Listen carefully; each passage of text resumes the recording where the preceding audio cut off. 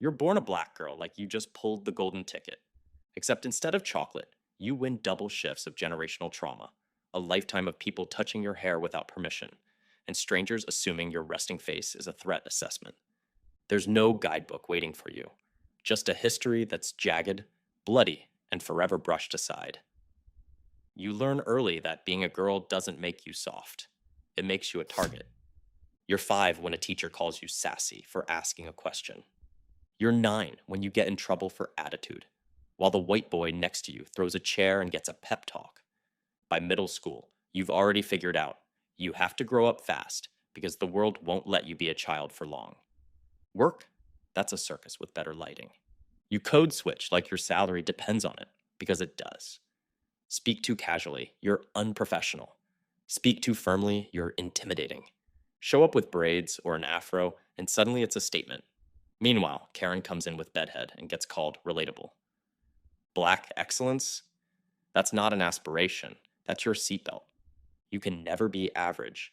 You have to be extraordinary just to get called normal. You smile wider, speak smoother, stand straighter, because anything less, and suddenly you're hostile, aggressive, or someone's think piece about angry black women. Mess up once? Congrats, you just became a cautionary tale. You spend your life editing yourself, like a museum exhibit curated for mass consumption. You're either not black enough or too black, depending on who's talking. Too polished? You're accused of forgetting where you came from. Too real? You're a problem. Apparently, there's a secret formula for acceptable black womanhood, and no one ever sends you the memo. Then there's your body, the battlefield no one warns you about. You go to the doctor in pain, and they assume you're exaggerating. Your pain threshold is treated like a myth. You give birth, and your concerns get brushed aside, as if black women don't know when something's wrong with their own bodies. Your maternal mortality rates are a crisis, but it's treated like a footnote. You ask for help and get told to tough it out, as if strength is supposed to be your default setting. Your hair gets policed like it's a national threat. Your curves are either hypersexualized or mocked. Fashion brands steal your look, then call it edgy on someone else. You're told to love yourself, but every ad, every casting call, every corporate policy sends the opposite message. You learn to be your own advocate in exam rooms, in boardrooms, in classrooms. You learn to say things twice because people hear your words but not your urgency. You learn that protecting yourself often means explaining your humanity over and over again to people who don't want to listen. Dating? Oh, it's a clown parade. You get the ones who say, I've always wanted to be with a black girl, like you're a limited edition sneaker drop. Or the ones who say, you're not like other black women, which is just racism with bad grammar. My type is strong black women. Translation: you like the fantasy of my strength, not the reality of my exhaustion. Representation on screen? A nightmare and a punchline.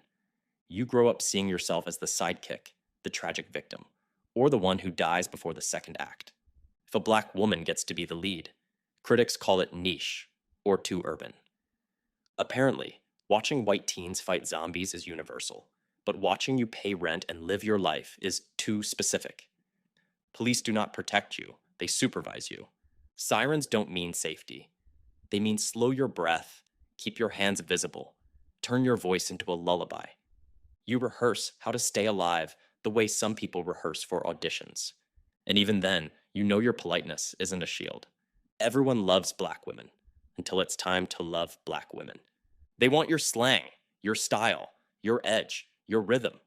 They want your whole vibe, bottled, filtered, and sold on TikTok. But speak up about racism or sexism, and suddenly you're bitter, angry, divisive. Funny how your culture is trendy, but your humanity is too political. Schools feed you the kid-friendly version of Black history. Harriet Tubman, the helper, MLK, the dreamer. Rosa Parks, the tired lady who just wanted to sit. No one mentions redlining, forced sterilizations, or how black women built movements that whitewashed textbooks barely acknowledge. They serve you history like it's a Disney montage, with all the rage and resistance scrubbed out. You can't even count on clean air. Your neighborhood gets the factory fumes, the power plant runoff, the highway noise. You grow up breathing asthma into your lungs and calling it normal. When you complain, they say you're exaggerating. If it happened in a gated community, it'd be a national crisis. you're expected to forgive on demand. A politician says something vile, and people ask you to be gracious.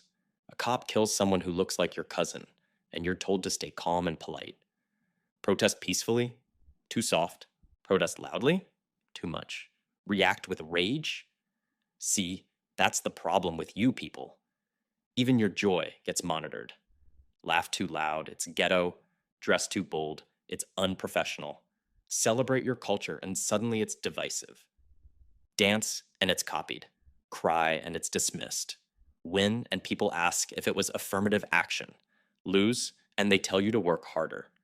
Every election year, you suddenly become America's emergency contact. They roll out the red carpet, not for your dignity, but for your vote. Suddenly, the pundits remember your name. The campaigns discover gospel choirs, and everyone's favorite phrase is, "Black women will save us." You're supposed to show up, line up, stand in line for 6 hours with a folding chair and a bottle of water, if the state even lets you keep the water. They call you the backbone of democracy, then cut funding for the neighborhoods where your spine lives. Your polling place closes early, your ballot gets lost, your district gets carved up like it's a Thanksgiving turkey. And when you point it out, they say you're imagining things. You're good enough to be the savior in headlines, never the priority in legislation. You save their elections, they forget your names by January. You're told to vote like your life depends on it, because it actually does, while people who never had to fight for the right to vote lecture you about being civic-minded. You don't want to be a mascot for democracy. You just want a democracy that remembers you exist after the campaign confetti is swept away. Therapy? If you find a Black woman therapist who gets you, guard her like the last phone charger at the airport. Most others tell you to stop thinking about race so much. That's like telling the ocean to stop thinking about water. They don't get that your exhaustion isn't paranoia. It's decades of microcuts that never got to heal. Even in death, you get less dignity. The press digs through your past for dirt, but polishes your killer's history until it shines. Justice for you is a lottery, and your ticket's usually a dud. And when you speak about it, people say, it's better now. Better than what? Slavery? Jim Crow? Being invisible in your own story? Better isn't the same as good. It isn't the same as safe. It's not easy being a Black woman in America. Not because Black womanhood is broken, but because the world still hasn't caught up to your humanity. And still, you rise, you shine, you keep going. That's not survival. That's defiance turned into art. You carry joy like contraband. You laugh as an act of rebellion. You build sisterhood in a world that tries to isolate you. You create beauty in the cracks of a system that was never designed for you. That's not weakness. That's power wearing a tired smile.